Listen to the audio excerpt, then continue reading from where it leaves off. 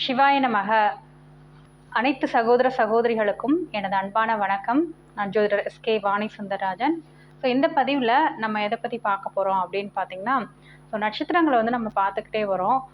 நம்முடைய லைஃப்பில் நிறைய சேஞ்சஸ் ஏன் வருது அப்படின்னு யோசிச்சிருக்கீங்களா? ஒரு குறிப்பிட்ட காலம் வரைக்கும் ஒரு மனிதன் நல்ல வாழ்க்கையை வாழ்கிறார். ஒரு சிலர் பார்த்தீங்கன்னா ஒரு துன்பம், ஒரு கடினமான சூழ்நிலை, வறுமையை சந்திக்கின்ற நிலை, திருமணம் ஆகாத நிலை, குழந்தை பேர் இல்லாத நிலை. ஸோ ஒரு வீடு அமையணுன்றதுக்காகவே வாழ்க்கை ஃபுல்லாக கஷ்டப்பட்ட ஒரு மனிதர்கள் எல்லாமே இருக்கிறாங்க. ஏன் இத்தனை வேறுபாடுகள் ஒரு மனிதருடைய வாழ்க்கையில் வருது? ஸோ அதே மாதிரி ஒரு மனிதருக்கு வாழ்க்கையில் எந்த வயதில் எந்த விஷயங்கள் நடக்கும்? வீடு கட்டுவாங்களா, கட்ட மாட்டாங்களா? ஸோ திருமணம் எப்பொழுது நடக்கும்? அந்த மனிதருடைய படிப்பு எப்படி இருக்கும்? வாழ்க்கை துணை வழியில் எந்த மாதிரியான விஷயங்கள் அனுபவிப்பார்? அதே மாதிரி கடன் இருக்குமா, தொழில் அமையுமா, வேலை அமையுமா? இப்படி பலதரப்பட்ட கேள்விகளுக்கும் விடை அப்படின்றது பார்த்தீங்கன்னா, ஸோ உங்களுடைய சுய ஜாதகம்.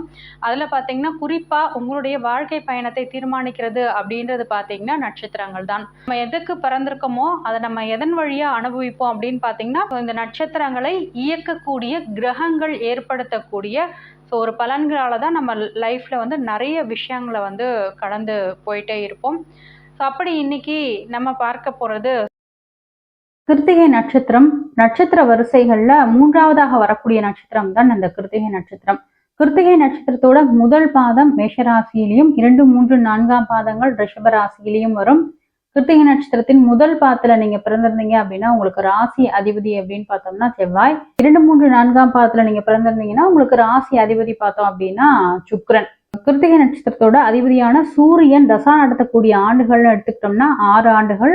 அதிதேவதை அப்படின்னு பார்த்தோம்னா அக்னி. இதனுடைய மரம் அத்தி மரம், நிறம் சிவப்பு. மிருகத்தை எடுத்துக்கிட்டோம்னா ஆடு. இப்போ பறவை, மயில், பாலினம் பெண். சூரியனுடைய முதல் நட்சத்திரம் தான் இந்த கிருத்திகை நட்சத்திரம். அதே மாதிரி இந்த கிருத்திகை அப்படின்றது தமிழ் கடவுளான முருகப்பெருமானுக்கு உகந்த நட்சத்திரம். மேஷ ராசியில முதல் பாதத்தை இருக்கும். நீங்க அக்னி பகவானுடைய இமேஜ் கூகுளில் போனீங்கன்னா கிடைக்கும். ஸோ அந்த இமேஜை ஒன்று பிரிண்ட் அவுட் எடுத்து உங்கள் பேக்கெட்டில் வச்சுக்கலாம். இல்லை நீங்கள் வேலை செய்கிற இடத்துல டேபிளில் வச்சுக்கலாம். உங்கள் வீட்டில் கூட நீங்கள் வச்சுக்கலாம். ஏன்னா உங்களுடைய நட்சத்திர அதிதேவதையோட வழிபாடை பண்ணக்குள்ள அது உங்களுடைய முன்னேற்றத்திற்கு சிறந்த விஷயமாக இருக்கும். ஏதாவது ஒரு நல்ல காரியம் பண்ண போறீங்க, ஒரு திருமணம் நடக்க போகுது, இல்லை தொழில் தொடங்க போறீங்க, இல்லை முக்கியமான ஏதாவது நல்ல விஷயத்துக்கு போறீங்க அப்படின்னா அக்னி பகவானை வழிபாடு பண்ணிட்டு போறது அப்படின்றது சிறப்பான விஷயமா இருக்கும். உங்களுடைய லேப்டாப்லயோ இல்லை கம்ப்யூட்டர்லயோ கூட நீங்க ஸ்கிரீன் சேவரா இதை உபயோகப்படுத்திக்கலாம். நல்ல அழகான கம்பீரமான தோற்றம் உடையவர்கள் கிருத்திகையில பிறந்தவங்க. ஏன்னா மேஷம் ரிஷபம் அதிபதியா வருது. அதுவும் இல்லாமல் சூரியனுடைய நட்சத்திரம் அப்படின்றதுனால ரொம்ப பார்க்கறதுக்கே ரொம்ப அழகா இருப்பாங்க. நல்ல திடகாத்திரமான ஒரு உடலமைப்பு இருக்கும். உஷ்ணத்தன்மை அதிகமா இருக்கும். எதுலையுமே சுறுசுறுப்பாக செயல்படக்கூடியவர்கள். பார்க்கறதுக்கு பார்த்தீங்கன்னா ஒரு மாதிரி முரட்டுத்தனமா இருந்தாலும் கூட நல்ல ஒரு மென்மையான மனது இவங்களுக்கு இருக்கும். ரொம்ப கைண்ட் ஹார்ட் அப்படின்னு சொல்லுவோம் இல்லைங்களா? இவர் பார்க்கறதுக்கு இப்படிதான்ப்பா, ஆனா இவர் ரொம்ப இறக்க குணம் கொண்டவர் அப்படின்னு சொல்றோம் பாத்தீங்களா? ஸோ அந்த மாதிரியான ஒரு பார்க்குற அமைப்பு அப்படின்றது இவங்களுக்கு இருக்கும். நல்ல சிறந்த ஆலோசகராக இருப்பாங்க. மற்றவங்களுக்கு அட்வைஸ் பண்ணணும்னா ரொம்ப அழகா அட்வைஸ் பண்ணுவாங்க. நல்ல விஷயங்களை சொல்லக்கூடியவர்கள். அதே மாதிரி நல்ல தன்னம்பிக்கை அப்படின்றது இருக்கும். ஆன்மீக ஆர்வம் அதிகம் கொண்டவர்கள். சமூகத்துல மதிப்பா இருக்கணும், மரியாதையா இருக்கணும் அப்படின்னு விரும்பக்கூடியவர்கள். ஒரு சிலவங்களாம் என்ன நடந்தாலும் கேர் பண்ண மாட்டாங்க. பட் கிருத்திகையை பொறுத்த வரைக்கும் ரொம்ப சென்சிட்டிவ். தனக்கு மரியாதை குறைவாக ஏதாவது ஒரு விஷயம் நடந்துவிட்டால் மனது பாதிப்படையக்கூடியவர்கள். என்னதான் சூரியன் ஆளுமை திறன் கொண்ட நட்சத்திரமாக இருந்தாலும் சில அவமானங்களை தாங்காத குணம் கொண்டவர்களாக இருப்பாங்க. கல்வியா இருந்தாலும் சரி, வேலையாக இருந்தாலும் சரி, எது தொழிலா இருந்தாலும் சரி, எந்த இடத்துல இருந்தாலும் தான் முன்ன இருக்கணும் அப்படின்ற மாதிரியான ஒரு எண்ணம் இவங்களுக்கு இருக்கும். முகத்துல ஒரு நல்ல தேஜஸ், நல்ல ஒரு முகப்பொலிவு அப்படின்றது இருக்கும். சூரியன் உங்களுடைய ஜாதகத்துல வலுத்து இருந்தால் நல்ல எலும்பு பலம் அப்படின்னு சொல்லுவோம் இல்லைங்களா? ஸோ எலும்பு நரம்பு பலம் அப்படின்றது ஜாஸ்தியா இருக்கும். சின்ன வயசுல பாத்தீங்கன்னா குழந்தையாக இருக்கக்குள்ள அந்த குழந்தைங்க தூக்கி போட்டு ஏதாவது பொருளை அடம் பிடிப்பாங்க இல்லைங்களா? ஸோ அதெல்லாமே இந்த கிருத்திகை நட்சத்திரத்துல பிறந்த குழந்தைங்களுக்கு ஜாஸ்தியா இருக்கும். கோபம் ரொம்ப அதிகமா வரும். கையில இருக்க டாய்ஸ் எது கொடுத்தாலும் போட்டு உடைப்பாங்க கோவமா இருக்கக்குள்ள. சாப்பிட்ற விஷயத்தை பொறுத்த வரைக்கும் நல்ல சூடான உணவுப் பொருட்களை விரும்பி உண்ணக்கூடிய நபர்களா இருப்பாங்க. பழைய சாதம், பழசா ஏதாவது ஒரு விஷயங்கள் இருக்கிறது அப்படின்றது இவங்களுக்கு பிடிக்காது. அதே மாதிரி சின்ன வயசுலேருந்து கராத்தே, குங்ஃபு இது மாதிரியான விஷயங்களை கற்றுக்கிறது இதெல்லாமே பிடிக்கும். நிறைய பேர் இந்த நட்சத்திரத்தில் பிறந்தவங்க ஒரு வழக்கறிஞர்களாக, ஸ்கூல் வச்சு நடத்துகிறவங்க, காலேஜ் வச்சு நடத்துகிறவங்க, மருத்துவத்துறையில் புகழ்பெற்று விளங்கக்கூடியவர்களாக இருப்பார்கள். அதே மாதிரி சமூகத்தில் ஒரு பெரிய பதவி, அரசியலியாக இருக்கட்டும், சமூக சேவை செய்கிறது, இதுல எல்லாமே ஆர்வம் அப்படின்றது இருக்கும். காதலை பொறுத்த வரைக்கும் ரொம்ப அவ்வளவா காதல் பண்ணக்கூடிய விஷயம் இவங்களுக்கு பிடிக்காது. ரொம்ப ஆழமான கொள்கை பிடிப்பு கொண்டவர்கள் தான் கிருத்திகையில பிறந்தவங்க. ரொம்ப ஆடம்பரமா இருக்க மாட்டீங்க, யதார்த்தவாதி அப்படின்னு சொல்லலாம். ஃபியூச்சர்ல நம்ம இப்படி இருப்போமா, இதை பண்ணணும், அதை பண்ணணும், ரொம்ப பெருசாகணும் அப்படின்ற மாதிரியான ஒரு எண்ணங்கள் இவங்களுக்கு இருக்காது. தெய்வ பக்தியை காட்டிலும் உங்களுக்கு தாய்நாடு, தாய்மொழி மீது அதிகப்படியான ஒரு பற்று அப்படின்றது இருக்கும். ஸோ முடிஞ்ச வரைக்கும் மேஷராசி நேயர்களாக இருக்கக்குள்ள நீங்கள் அடிக்கடி முருகர் கோவிலுக்கு போயிட்டு வந்தீங்கன்னா உங்களோட லைஃப்ல ஒரு முன்னேற்றம் அப்படின்றது இருக்கும். ரிஷபராசி நேயர்களாக இருக்கின்ற பட்சத்துல மகாலட்சுமி வழிபாடு பண்றது அப்படின்றது உங்களுக்கு சிறந்த விஷயமாக இருக்கும். இப்போ கிருத்திகை நட்சத்திரத்துல உங்க வீட்டுல ஒரு குழந்தை பிறந்திருக்காங்க அப்படின்னா, ஸோ நீங்களே கிருத்திகை நட்சத்திரமாக இருக்கக்குள்ள உங்களுடைய பிறப்பு திசை அப்படின்றது சூரியனுடைய திசை. அதாவது சந்திரன் கிருத்திகையின் எந்த பாதத்தில் பிறந்திருக்கின்றாரோ அதை பொறுத்து அந்த குழந்தையின் சூரிய தசா இருப்பு அப்படின்றது மாறுபடும். சூரியன் தசா நடத்தக்கூடிய ஆண்டுகள் அப்படின்னு எடுத்துக்கிட்டோம்னா 6 ஆண்டுகள். பட் ஆனால் ஒவ்வொருத்தருக்கும் பிறப்பு தசா இருப்பு அப்படின்றது 3 வருடம், 4 வருடம், 5 வருடம், ஸோ இந்த மாதிரி வேறுபடும். நம்ம ஒரு 5 வருட சூரிய தசா இருப்புல அந்த குழந்தை பிறக்குது அப்படின்னு எடுத்துக்கலாம். அப்போ 5 வயது வரைக்கும் சூரிய திசை முதல் திசையாக வரும். 5 வயசு வரைக்கும் கோபம் அதிகமா இருக்கும். சூரியனை பொறுத்த வரைக்கும் தந்தைக்காரகன். இந்த சூரியன் நல்லா இருக்கு அப்படின்னா தந்தைக்கு பார்த்தீங்கன்னா ஒரு ப்ரமோஷன் கிடைக்கக்கூடிய விஷயங்கள் எல்லாமே இந்த காலகட்டத்தில் இருக்கும். திடீர் உயர்வடையக்கூடியது, பூர்வீக சொத்துக்கள் வரக்கூடியது, ஸோ இந்த மாதிரியான விஷயங்கள் இருக்கும். சூரியன் நல்லா இல்லை அப்படின்னா தந்தை வெளிநாட்டில் இருப்பாங்க, குழந்தைங்க பிறக்கிறது. ஏன்னா இப்போ ஐப்பசி மாதம் பிறக்கக்கூடிய குழந்தைங்களுக்கு எல்லாமே சூரியன் அந்த சமயத்தில் நீச்சமாக இருப்பாங்க. முதல் திசையாக இந்த குழந்தைக்கு இந்த சூரிய திசையோட தான் ஏதாவது ஒரு காரண காரியத்தால பிரிஞ்சிருப்பாங்க.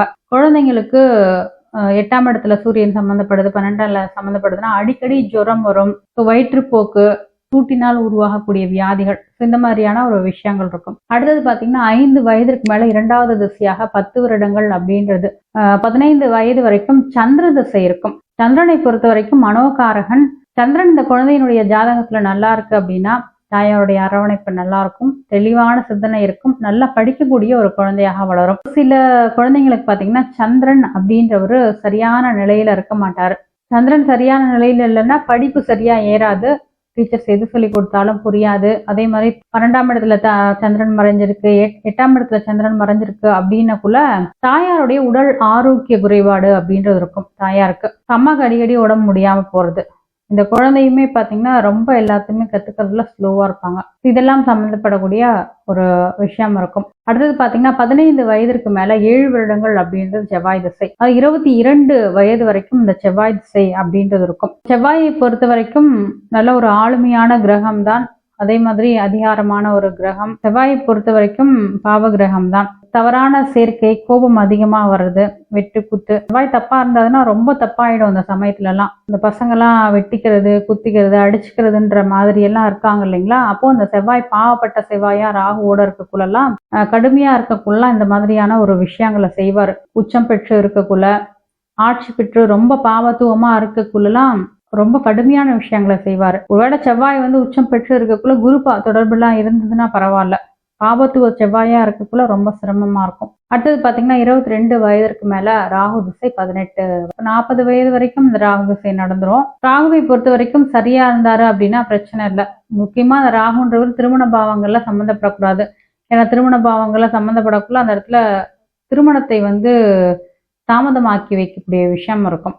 ராகு கேது உள்ள ஜாதகம்னா அப்படியே 30, 32, 33 வயசு கூட ஆயிடும் திருமணம் ஆகிறதுக்கு. ஒரு சிலருக்கு இன்னும் ஸ்லோவா 40, 45 வயசுலாம் திருமணம் ஆகும். அந்த மாதிரியான ஒரு அமைப்பை ஏற்படுத்திவிடும் ஜாதகத்தில் இருக்கின்ற நிலையை பொறுத்து. சிலருக்கு பார்த்தீங்கன்னா அதீதமான ஒரு முன்னேற்றத்தை, அதீதமான வளர்ச்சி, திடீர்னு இவங்க எப்படி இவ்வளோ பெரிய பணக்காரங்களா ஆனாங்க அப்படின்ற மாதிரியான விஷயத்தை கொடுக்கும். ராகு அப்படின்னாலே பார்த்தீங்கன்னா எல்லை இல்லாத, அடங்காத, பிரம்மாண்டமான, அதே மாதிரி சட்டத்திற்கு புறம்பான விஷயங்களை செய்யாது. பாபத்துவமான ராகு திசை நடக்கக்குள்ள இப்படிதான் இருக்கும். முறையற்ற வழிகளில் சொத்து சேர்க்கிறது, போதைக்கு அடிமையாகிறது, தவறான நட்புகளில் ஈடுபடுறது, தவறான மனிதர்களுடைய தொடர்பு, பெரிய மனிதர்களுடைய தொடர்பு. ஸோ இது எல்லாமே வந்து ஏற்பட்டுவிடும். ரவுடி எல்லாம் இருக்காங்கன்னு வச்சுக்கோங்களேன். ஸோ இப்போ நிறைய அடிதடி அது மாதிரியா செய்யக்கூடியவங்க, ஸோ இதெல்லாமே ராகுவோட கண்ட்ரோலில் வந்துடும். அதே மாதிரி போதை பழக்கம், இந்த மாதிரியான தவறான விஷயங்களை செய்யக்கூடிய வாய்ப்புகள் இருக்கும். அதே பார்த்தீங்கன்னா ராகு உங்களுடைய ஜாதகத்தில் சரியாக இருக்கிறாரு அப்படின்னா, ஸோ நல்ல ஒரு வளர்ச்சி, முன்னேற்றம், வீடு, சொத்து, வாகன சேர்க்கை, இந்த மாதிரியான விஷயங்களை கொடுத்துவிடும். குருவினுடைய தொடர்பு பெறக்குள்ள இந்த மாதிரியான விஷயங்கள் அப்படின்றது இவர்களுக்கு சிறப்பாக இருக்கும். அடுத்தது பார்த்தீங்கன்னா 40 வயதிற்கு மேலே குருதிசை அப்படின்றது இருக்கும் இவர்களுக்கு. ஸோ குரு திசையை பொறுத்த வரைக்கும் 56 வயது வரைக்கும், குரு பொறுத்த வரைக்கும் சுபகிரகம் தான். ஸோ உங்கள் ஜாதகத்தில் லக்ன சுபராக நன்றாக குரு இருக்கக்குள்ள நல்ல வளர்ச்சி தான். குழந்தைங்களுக்கான நல்ல விஷயங்களை செய்வீங்க. ப்ரமோஷன் கிடைக்கிறது, தொழில் வேலையில் இன்னும் முன்னேறிக்கிட்டே போகக்கூடிய விஷயங்கள் எல்லாமே இருக்கும்.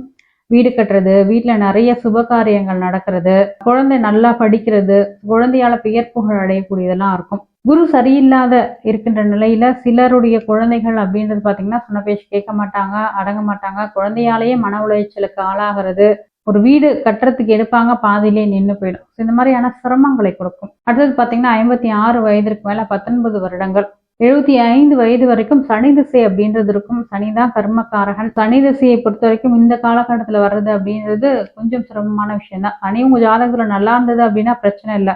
இந்த காலகட்டத்திலையும் நல்ல வளர்ச்சி, நல்ல ஒரு அமோகமான வாழ்க்கையை கொடுப்பார் சனி பகவான். தொழில் வளர்ச்சியை ரொம்ப அருமையா பிரமாதமா கொடுக்குறவர் அப்படின்றவர் சனி பகவான் தான். நிறைய விஷயங்களை கத்துக்க வச்சு அதன் மூலம் முன்னேற்றத்தை கொடுக்கக்கூடியவர்.